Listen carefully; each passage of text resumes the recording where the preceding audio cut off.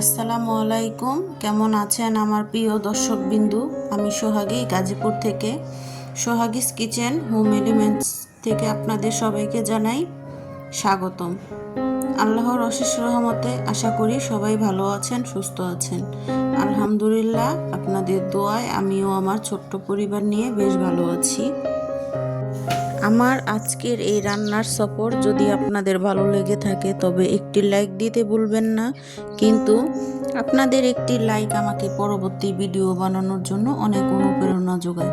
আর যদি আমার ছোট্ট পরিবারটিকে আপনার ভালো লেগে যায় অবশ্যই তবে সাবস্ক্রাইব করে আমার পাশে থাকবেন। আপনাদের ভালোবাসা আর সমর্থন আমার জন্য ভীষণ জরুরি। আমি যেহেতু ইউটিউব প্ল্যাটফর্মে নতুন, তাই হয়তো অনেক ভুল ত্রুটি করতে পারি, ক্ষমা সুন্দর দৃষ্টিতে দেখবেন। আশা করি আপনাদের সাথে গল্প করতে করতে আমার কলিজা ভুনা অনেকটাই এগিয়েছি। রেসিপি বলতে চাই না, শুধু বলবো আমার রান্নাটা মনোযোগ দিয়ে দেখুন। যদি ভালো লাগে অবশ্যই একদিন এভাবে ট্রাই করবেন, আশা করি নিরাশ হবেন না। আজকে আমি আপনাদের সাথে শেয়ার করব একটি অতি পরিচিত কিন্তু বিশেষ রান্না পদ্ধতি, কলিজা ভুনা।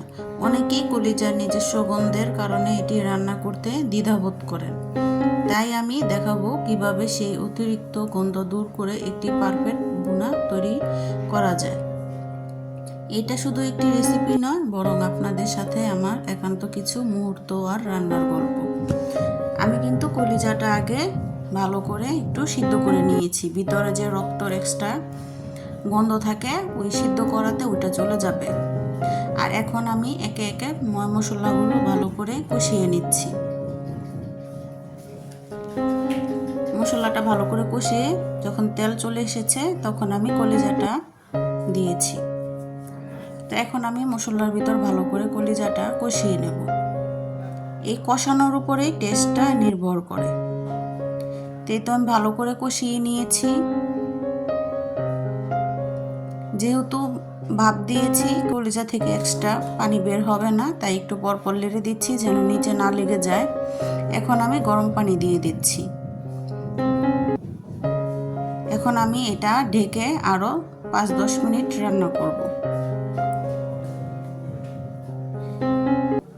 এই তো আবারও ঢেকে দিয়েছি। এই যে দেখেন, আমার কিন্তু আরও কাজ বাকি।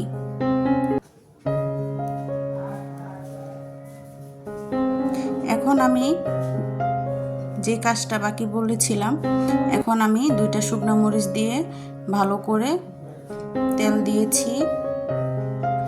এই যে কিছু পেঁয়াজ বড় বড় করে একটু কেটেছি, এটা আমি বাগার দেব। এখানে আমি আরেকটা জিনিস ব্যবহার করব, সেটা হচ্ছে মেথি। মেথিটা আগে দেব না, আগে দিলে কিন্তু পুড়ে যাবে। যে সময় পেস্টটা ব্রাউন হয়ে আসবে ওই সময় মেথিটা দিব। এটা দিলে যে এক্সট্রা একটা গন্ধ আসে এটা কিন্তু আসবে না। আপনারা অবশ্যই ট্রাই করবেন যদি ভালো লাগে। এই তো দেখেন আমার রান্নাটা কিন্তু কমপ্লিট। আর বাগার দিয়ে আমি কিন্তু 2 মিনিট ঢেকে রেখেছিলাম, পরে লাড়া দিয়েছি। আমার আজকের এই রান্নার সাথে আপনাদের অনেক গল্প করেছি, কেমন লেগেছে অবশ্যই জানাবেন।